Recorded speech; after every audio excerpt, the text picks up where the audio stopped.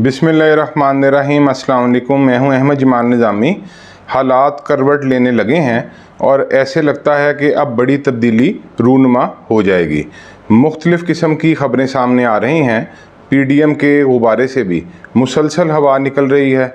दूसरी तरफ वकला ने भी बड़े ऐलानात किए हैं और आवाम भी मज़ीद बोझ बर्दाश्त करने के लिए तैयार नहीं, जबकि महंगाई के हवाले से उठाई जाने वाली हर तदबीर मुसलसल नाकाम हो रही है। आप इस वीडियो को ज़रा थोड़ा गौर से सुने और आपको ये बताने की कोशिश करते हैं कि हालात में किस तरह तब्दीली वाक़या हो रही है और किस तरह किसी भी मुल्क और माशरे के सियासी हालात कैसे तब्दील हुआ करते हैं और इस वक्त पाकिस्तान में भी ये तब्दीली हमारे दरवाज़े पर किस अंदाज में दस्तक दे रही है। आप इस बात को ज़रा थोड़ा सा समझने की कोशिश करें।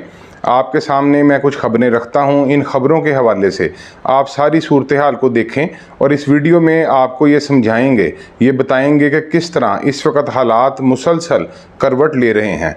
इस वक्त आप ये देखें कि पीडीएम जमात के गुब्बारे से मुसलसल हवा निकल रही है और ये पीडीएम जमात का लफ्ज़ मैंने इसलिए इस्तेमाल किया क्योंकि पहले ये पीडीएम वाले कहते थे कि शायद ये इत्तेहाद की सूरत पर एक ही प्लेटफॉर्म से इंतखाबात में हिस्सा लें। वैसे तो ये पीडीएम इत्तेहाद है और आप सब जानते हैं कि इसमें 13-14 जमातें शामिल हैं। घाट घाट का पानी पीने वाले लोग इसमें शामिल हैं और इन्होंने किस तरह मुल्क की मैशियत का अपने 16 माह के इक़्तिदार के दौरान बेड़ा गर्क किया है। अब आप देखें कि बिलावल भुट्टो ज़रदारी ने आज ये मुतालबा किया है कि इलेक्शन कमीशन ऑफ पाकिस्तान 90 रोज़ में इंतखाबात करवाए, या बिलावल भुट्टो ज़रदारी ने यह मुतालबा किया कि इलेक्शन कमीशन 90 रोज़ में इंतखाबात करवाए, 100 रोज़ में इंतखाबात करवाए या 120 रोज़ में इंतखाबात करवाए, लेकिन उन्होंने मुतालबा किया कि इलेक्शन कमीशन इलेक्शन का शेड्यूल जारी करे। इसके अलावा बिलावल भुट्टो ज़रदारी ने यह कहा कि जो लोग हम पर इल्ज़ामात लगाते हैं वो लोग ख़ुद इंतखाबात नहीं चाहते। इसके अलावा उन्होंने अपनी रवायत के मुताबिक जेल में बैठे इमरान खान को तनकीद का निशाना बनाया, लेकिन सबसे हैरानकुन बात यह थी कि बिलावल भुट्टो ज़रदारी ने यह कहा कि 16 माह के इक़्तिदार के दौरान वो सिर्फ़ और सिर्फ कारकर्दगी दिखाने के लिए मेहनत करते रहे, मुल्क और कौम के लिए काम करते रहे। उन्होंने ना तो उनकी जमात के किसी बंदे का नाम ECL में शामिल था और ना ही उन्होंने करप्शन के या कोई केसेस माफ़ करवाए हैं। अब ये सूरत हाल क्यों पैदा हुई है, इसकी क्या वजूहात हैं, ये बात का जायज़ा हमने गौर से लेना है और आपने इस बात को ज़रा गौर से सुनना है। इससे पहले मौलाना फजलुर रहमान जो कि पीडीएम इत्तेहाद के सरबराह हैं, उन्होंने ये कहा था कि पीपल्स पार्टी ने हमें फंसाया, हम चाहते थे कि इंतखाबात हों लेकिन पीपल्स पार्टी अदम एतमाद ले आई। ये तो वो वजह है जिस वजह से बिलावल भुट्टो ज़रदारी जो हैं उन्होंने आज पीडीएम के इत्तेहाद के अंदर शामिल मुख्तलिफ लोगों जैसे फजलुर रहमान और नून लीग का भी दबे दबे अंदाज में नाम ना लिया और दबे दबे अंदाज में इन पर तनकीद की। लेकिन इसके अलावा भी कुछ ऐसी वजूहात हैं जिसकी वजह से इस वक्त पीडीएम इत्तेहाद बुरी तरह फंस चुकी है।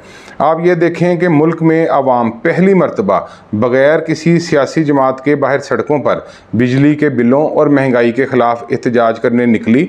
अभी भी ये एहतजाज मुल्क के मुख्तलिफ हिस्सों में होता है, जारी है, और इस पर आप सब जानते हैं कि अवाम ने ताजरों के साथ मिलकर तारीखी हड़ताल भी की। इस पर पीडीएम इत्तेहाद ने यह देखा कि वो तो अब बुरी तरह अवाम में फंस चुके हैं और अवाम किसी तौर पर भी इन्हें मज़ीद तस्लीम करने के लिए तैयार नहीं। अवाम का पारा मुसलसल बुलंद है। इस पर अब पीडीएम इत्तेहाद एक दूसरे के ख़िलाफ़ बयानात तो दाग रही है, एक दूसरे पर ये इल्ज़ामात भी आयद कर रहे हैं। इसकी वजह यह है कि एक तो ये ड्रामा हो सकता है जैसे माजी में ये नूरा कुश्ती होती रही। पीपल्स पार्टी और नून लीग एक दूसरे पर इल्ज़ामात आयद करते, तनकीद करते, मुकदमात दर्ज करते और इसी तरह वो एक दूसरे को नीचा दिखाने का कोई भी मौका नहीं जाने देते, लेकिन जैसे ही इक़्तिदार की बारी आती तो ये बंदर बांट कर लेते।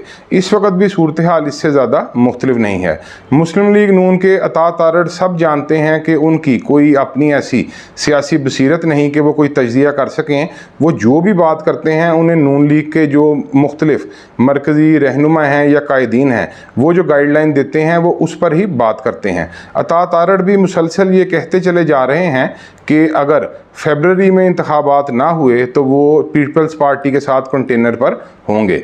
ये सारी वो सूरत हाल है कि आवाम का बदला हुआ मिजाज इन लोगों को ड्रामा करने पर मजबूर कर रहा है। इसके अलावा एक दूसरी वजह ये हो सकती है कि इस वक्त क्योंकि जिस तरह पाकिस्तान तहरीक इंसाफ मुल्क की बदस्तूर सबसे मकबूल तरीन जमात है, आवाम की मुकम्मल बहुत बड़ी अक्सरियत, भारी अक्सरियत तहरीक इंसाफ के साथ है। मुख्तलिफ जो सर्वे सामने आते रहे उनमें ये बात वाज़े की जाती कि PTI के साथ 70 से 80% मुल्क का वोट है और ये वोट बैंक PDM इत्तेहाद के लिए किसी सियासी मौत से कम नहीं। अब इन्होंने देखा कि इनको मुसलसल अवामी सतह पर तनज़ली का सामना है, अवाम इन्हें बुरे लफ्ज़ों से याद करती है। आप यकीन मानें कि आप किसी भी पब्लिक प्लेस पर चले जाएं, वहाँ पर लोग PDM इत्तेहाद में शामिल जमातों को हाथ उठा कर बद्दुआएं देते हैं और इन्हें जिस तरह के वो अलकाबात से नवाजते हैं और जिस तरह की गुफ्तगू इनके बारे में करते हैं वो हम यहाँ कर भी नहीं सकते। तो अब PDM इत्तेहाद को इस सारी सूरत हाल का इल्म है। उन्होंने ये देखा कि मुल्क के वकला भी बिल आखिर तंग आकर अब सड़कों पर निकलने की तैयारी कर रहे हैं। मुल्क में बड़ी वकला तहरीक जन्म लेने जा रही है और अगर मुल्क में आइन और कानून की हाकमियत को यकीनी ना बनाया गया तो वकला एक बड़ी अवामी एहतजाजी तहरीक चलाने के लिए पर तोल रहे हैं और वकला ने बिल आखिर ये तहरीक शुरू करनी ही है। इसका अंदाज़ा आप इस हकीकत से लगाएं कि कल जो सुप्रीम कोर्ट बार एसोसिएशन के ज़ेर एहतमाम एक भरपूर कन्वेंशन हुआ, इस कन्वेंशन के जारी करदा इलामिये में ये ऐलान किया गया है कि इस माह की 14 तारीख को अदालतों में पुरअमन हड़ताल की जाएगी, एहतजाजी रैलियाँ निकाली जाएंगी और इसके साथ साथ उन्होंने गुमशुदा अफराद की बाजियाबी, सियासी कारकुनों की मावराए आइन और कानून गिरफ्तारी और इसी तरह उन्होंने जो निगरान हुकूमतें हैं और उनके ख़िलाफ़ भी कार्रवाई का आइन के मुताबिक मुतालबा किया है। उनका कहना है कि पंजाब और KPK की निगरान हुकूमतें आइनी नहीं हैं, लिहाजा इनके ख़िलाफ़ कार्रवाई अमल में लाई जाए। इसी तरह उन्होंने ये भी कहा है कि बिजली और पेट्रोल के बढ़ते हुए दामों पर भी वो एहतजाज करेंगे। साथ ही साथ उनका ये कहना है कि अदलिया के फ़ैसलों की बेतौकीरी को मज़ीद बर्दाश्त नहीं किया जाएगा। वकला ने यह भी ऐलान किया है कि आइन और कानून की अमलदारी को अगर यकीनी ना बनाया गया तो फिर दमादम मस्त कलंदर होगा।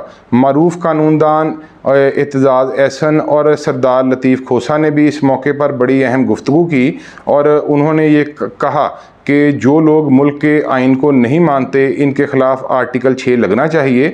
उन्होंने चीफ़ इलेक्शन कमिश्नर के ख़िलाफ़ आर्टिकल 6 के तहत कार्रवाई का मुतालबा किया और इसी तरह उन्होंने कहा कि साबिक PDM सरकार के वज़ीर आज़म, वज़ीर दाखिला, वज़ीर कानून और वज़ीर दफ़ा के ख़िलाफ़ तौहीन अदालत की कार्रवाइयाँ शुरू की जाएँ।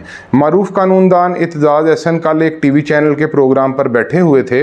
उन्होंने इस मौके पर कहा कि सदर मुमलिकत डॉक्टर आरिफ अलवी को इंतखाबात की तारीख का ऐलान कर देना चाहिए, लेकिन इसके साथ ही उन्होंने कहा कि शायद सदर मुमलिकत डर गए हैं और वो इसलिए इंतखाबात की तारीख का ऐलान नहीं कर रहे।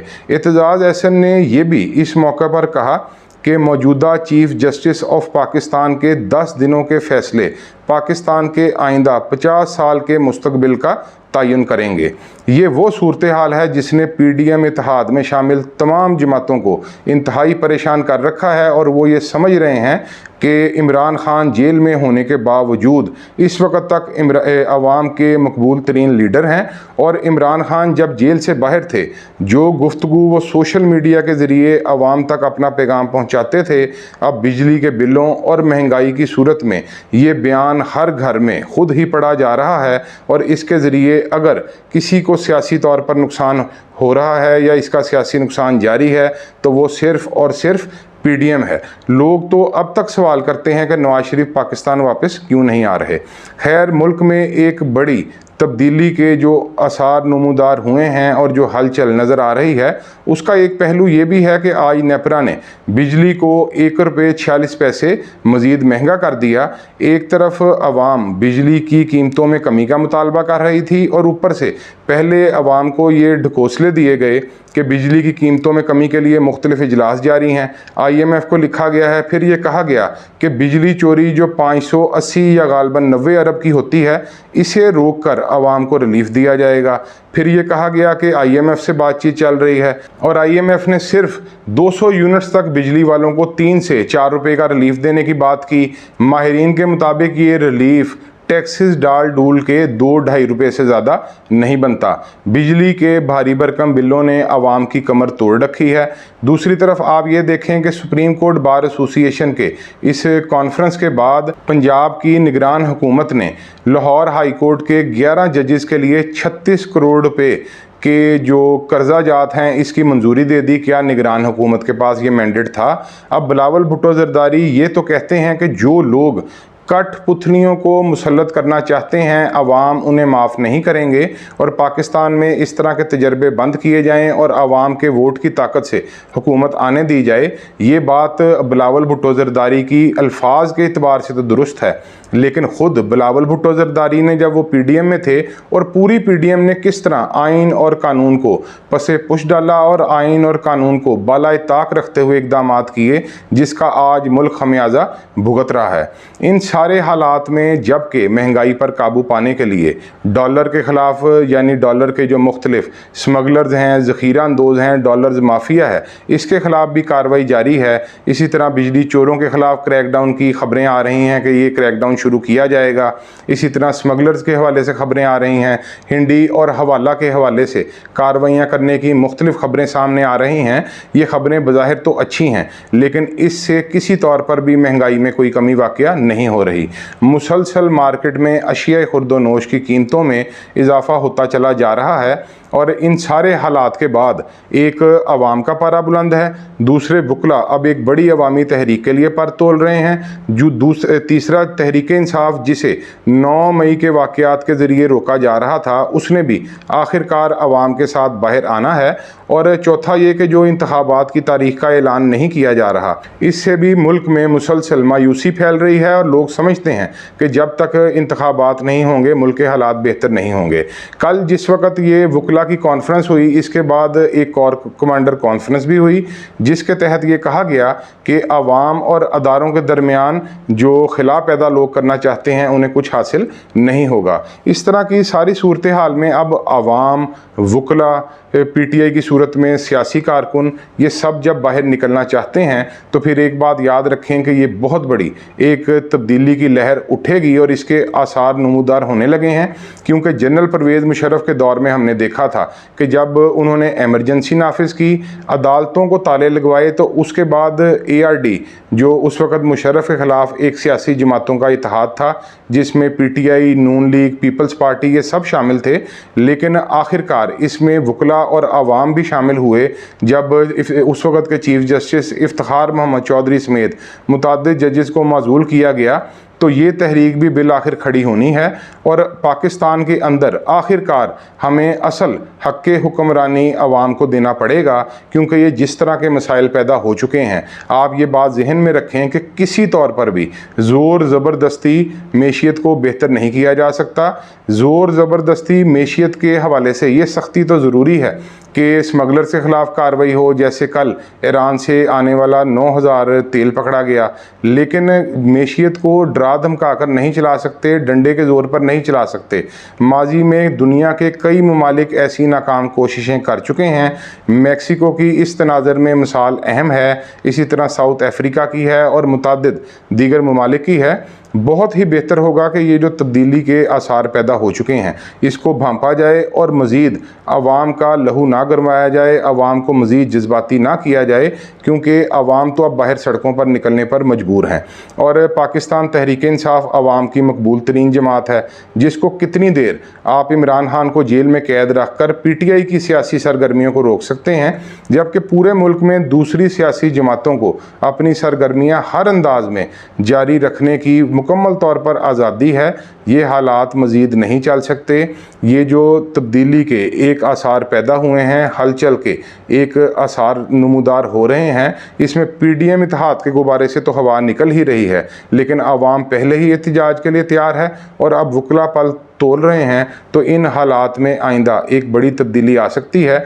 अल्लाह रब्बुल इज़्ज़त से दुआ है कि पाकिस्तान में जो भी हो, जैसे भी हालात हों, पाकिस्तान में शारा तरक्की पर गामजन हो और पाकिस्तान दुनिया के तरक्की याफ्ता ममालिक की सफ़ में शामिल हो।